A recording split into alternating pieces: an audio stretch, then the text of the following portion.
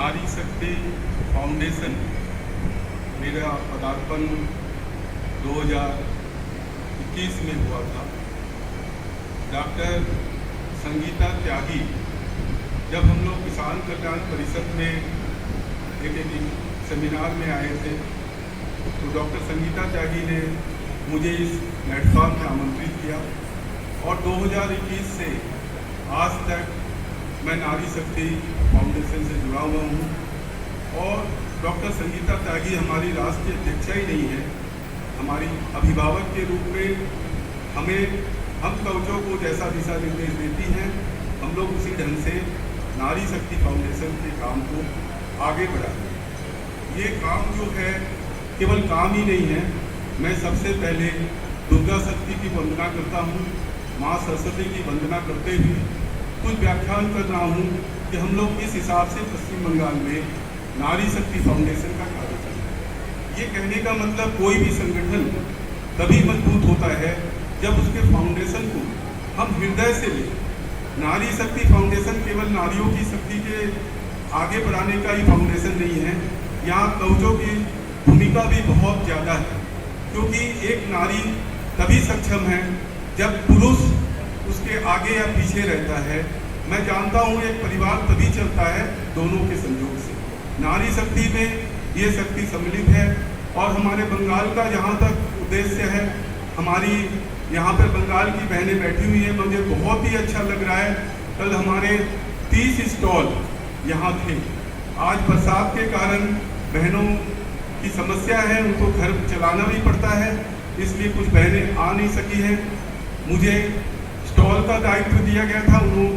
उन सभी बहनों का तरफ से मैं हमारे यहाँ मुख्य अतिथि जो हैं खादी ग्रामोद्योग के जो डॉक्टर यशवीर सिंह जी उपस्थित हैं, उनका भी अभिवादन करता हूँ।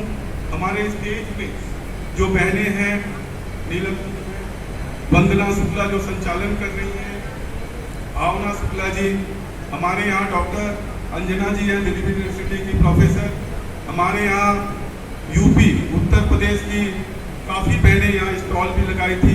और जिस जगह पे खड़े होकर मैं भाषण दे रहा हूँ, यह जगह भी वंदना फार्म हाउस उन्हीं की देन है। आज यदि उनका सहयोग नहीं होता तो शायद हम लोग कितना बड़ा अनुष्ठान यहाँ नहीं कर पाते। तो अंजना त्यागी का भी अभिवादन। अंजना त्यागी का भरपूर प्रयास हमें उत्साह कर रहा है, उनका भी दिशा निर्देश हमें मिला है। वो उत्तर नारी शक्ति फाउंडेशन के उत्तर प्रदेश राज्य की अध्यक्षा हैं। हमारे यहाँ मल्होत्रा जी जो कवचों के राजेंद्र प्रसाद मल्होत्रा जी, इनकी पढ़ाई करते हुए थक जाऊंगा, सारी रात बीत जाएगी। उनको स्टेज पे बुलाया गया लेकिन उनकी कुर्सी अभी भी खाली है। वो अभी भी नारी शक्ति फाउंडेशन के कार्य में लिप्त है। ऐसे महान कर्णधार राजेंद्र प्रसाद मल्होत्रा, जिन्होंने बंगाल की नारियों को स्थान दिया है, अपने घर में रात दिन उनकी सेवा में उपस्थित है। मैं हृदय से राजेंद्र प्रसाद मल्होत्रा जी का धन्यवाद देता हूँ। और नारी शक्ति कवच के बिना अधूरी है, इस बात को फिर दोहराता हूँ। हमारे बंगाल का जो मुझे बोला गया है, यहाँ पर मैं मिस कर रहा हूँ हमारे साथी सहगल जी का, जो हमारे यहाँ नया पदार्पण हुआ है। सहगल जी इंडियन कॉन्स्टिट्यूशन हॉल में हमारे कवच की ज्वाइनिंग लिए थे और उसके बाद सहगल जी भी हमारी नींव की ईंट की तरह मेहनत कर रहे हैं। हमारे यहाँ मेहनत करने में सौम्या जी के कर्णधार अब्बी जी भी उपस्थित है और उनकी उपस्थिति हमारे यहाँ चार चांद लगा दे रही है। इस हिसाब से सभी का स्वागत करते हुए बंगाल की धरती में हमारे नारी शक्ति फाउंडेशन जो हमने 2020 में बनाया है, वहाँ की बहनें, मैं मुख्य अतिथि का ध्यान आकर्षित करना चाहता हूँ कि बीच में खादी ग्रामोद्योग के जो चेयरमैन थे संगीता त्यागी के दिनांक हम लोग उनके पास गए भी थे। मैं चाहता हूँ कि वो बंगाल में सहयोग करें हमारी बहनों का। हमारे यहाँ उपाध्यक्ष बहन विद्या कौर मौजूद हैं, वो कोई संस्था हमारी भारतीय जनता पार्टी की जनरल सेक्रेटरी भी है दक्षिण कलकत्ता की, वो हमारे यहाँ सामने में उपस्थित है। हमें जाने के पहले आप दिशा निर्देश जरूर दें कि आपके खादी ग्रामोद्योग के द्वारा हम कैसे अपनी नारी शक्ति फाउंडेशन को आगे बढ़ा सकते हैं। ये मेरा हमारे फाउंडेशन की तरफ से आपके पास हमारा करवत निवेदन है। दूसरा निवेदन, हमारे यहाँ जनरल सेक्रेटरी नारी शक्ति फाउंडेशन की मंजू गुप्ता जी स्वयं उपस्थित है। खड़े होके जरा मैं बोलूँगा, सबको चेहरा दिखाने। देखिए 2000 किलोमीटर दूरी से आज अपनी यात्रा पूरी करके यहाँ स्टॉल लगाई है। ये हमारा नारी शक्ति फाउंडेशन का बहुत बड़ा सौभाग्य है। दिल्ली की नारियाँ यहाँ पर हैं, लेकिन मेरा सौभाग्य है मैं as a coordinator, as a national executive member ये काम करने में सक्षम हुआ हूँ। मुझे आज बहुत गर्व का अनुभव हो रहा है। ये बहनें यदि मेरा साथ नहीं देती, नारी शक्ति फाउंडेशन जहाँ नारियों की भूमिका अग्रणी रहती है, वहाँ मेरा कोई अधिकार नहीं। लेकिन सविता त्यागी ने मुझे ये अधिकार सौंपा है। मैं चाहता हूँ जब तक मेरे अंदर प्राण रहेंगे तब तक मैं ये नारी शक्ति फाउंडेशन को पूरे भारत में ही नहीं पूरे विश्व में ले जाना चाहता हूँ। मुझे याद है डॉक्टर अंजना जी का वो पंक्ति जो उन्होंने प्रेस के सामने कहा कि वो अंजना जी, अरोड़ा जी विश्व में ले जाना चाहती है। जहाँ भी मेरी जरूरत होगी कर्मठ व्यक्ति की तरह मैं विश्व में भी आपका सहयोग देने के लिए तैयार हूँ। हमारी नारी शक्ति की टीम बंगाल में 50 की संख्या, नारी बहनों की 50 की संख्या हम लोगों ने नारी शक्ति फाउंडेशन को रजिस्टर्ड मेंबर बनाया है। मैं यहाँ जितने भी स्टॉलधारी बहनें हैं सभी हमारे गर्व का विशेष है। सबसे पहले मैं हृदय से धन्यवाद देता हूँ उन बहनों का जिन्होंने पर्सनली मेरी बात को रखते हुए यहाँ रजिस्टर्ड मेंबर हुई।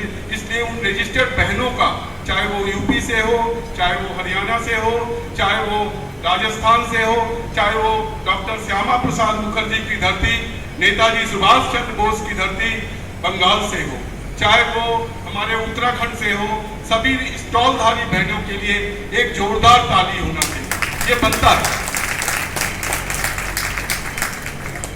और ये बच्चे जो बैठे हुए, मैं हिंदी का शिक्षक हूँ, दक्षिण कलकत्ता का, रिटायरमेंट में 5 साल बाकी है। रिटायर होने के बाद आने वाले समय में मेरे पास डॉक्टर संगीता त्यागी राष्ट्रीय अध्यक्षा के पास निवेदन होगा कि जो भी बच्चे हमारे यहाँ पार्टिसिपेट लेते हैं उनको हम लोग अच्छी अच्छी किताबें दें। मुझे याद है जयशंकर प्रसाद की वो लाइन, नारी तेरी यही कहानी, आंचल में है दूध, आंखों में है पानी।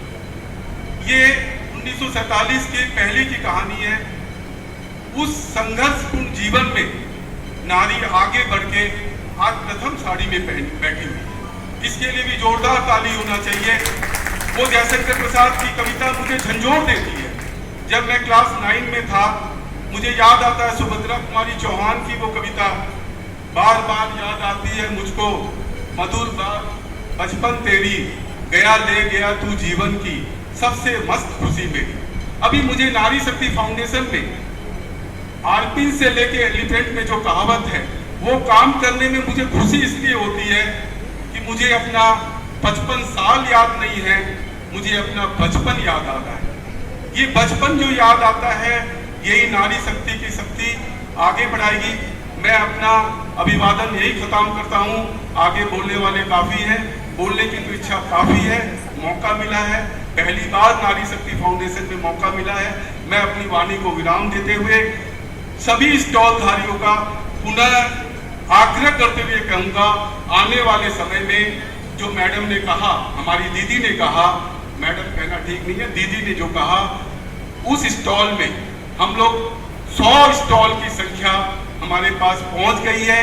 अभी भी भारतवर्ष के कोने कोने से मैसेज आ रहे हैं, भैया हमको स्टॉल देना है।